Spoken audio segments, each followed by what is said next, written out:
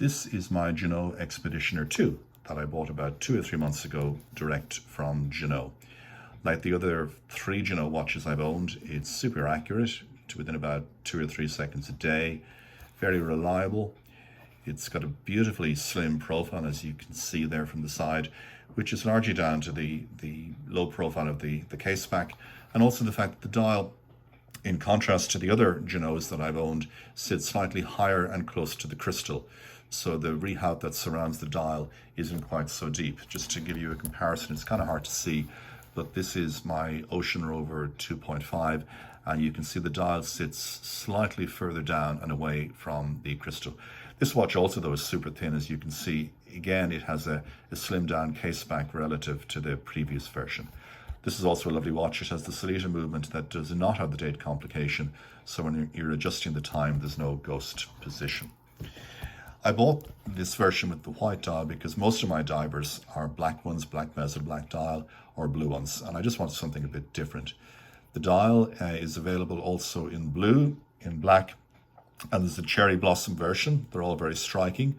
They all seem to have a lacquered finish on them, which means that from different angles you can kind of see the light catching different colors. It's kind of hard to show it in the video, but it's not a striking plain white. It has a kind of a silvery, colorful hue to it as well. There is a sunburst pattern on it, but that is very difficult to pick up on an iPhone lens, which is what I'm filming this with. The winding crown of these watches is really very well engineered. It's, I would say, almost indestructible. You can see the black O-ring there, hopefully, and it feels very secure, pops out very well, and when you screw it down, you really feel that there's no chance of anything getting at that. In contrast to the Ocean Rover 2, the design of this case is quite a bit different. You can probably see here, if I can just show it to you, that the protective shoulders around the winding crown are thicker on this watch than on the Ocean Rover 2.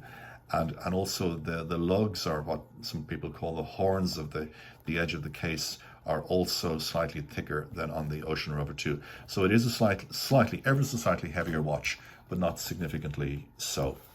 The bracelet design is the same as the other Ginault watches. You'll all be familiar with this if you know Ginault. You've got on-the-fly adjustment within the clasp, which is very easy to alter, snaps closed, and feels extremely secure. When you order one of these, you can order it with the brushed bracelet, totally brushed like with the Ocean Rover 2 I showed you, but I went for the polished center links, which I think just, they offset the bezel design and also the dial on this watch very well. The watch is completely made of 316L steel.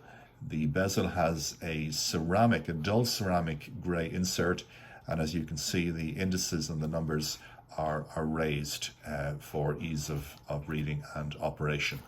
The bezel has a lovely tactile feel to it, very easy to move, no black backplane that I can see, and is also very well aligned. The date complication, you can choose to have it with or without the magnifying glass. I went for the magnifying glass. I just like that as a design feature. You can choose to have it or not. There's red on the seconds hand. The text Expeditioner is printed in red, and also the date complication, all the dates are printed in red, which gives the watch a kind of a nice look. That's it. This watch is currently available on a discount because it's only been introduced over the past year or so. So if you're interested in one, now's probably a good time to buy one. I can't speak highly enough for these watches. Very well made, great to wear, very eye-catching design. People do notice them on your wrist, and I think they're fabulous timepieces. I have a wide collection of watches from many Swiss brands and Japanese brands too. I buy most price points, and for the money that you spend on these, they're pretty good value. So thank you for watching my video.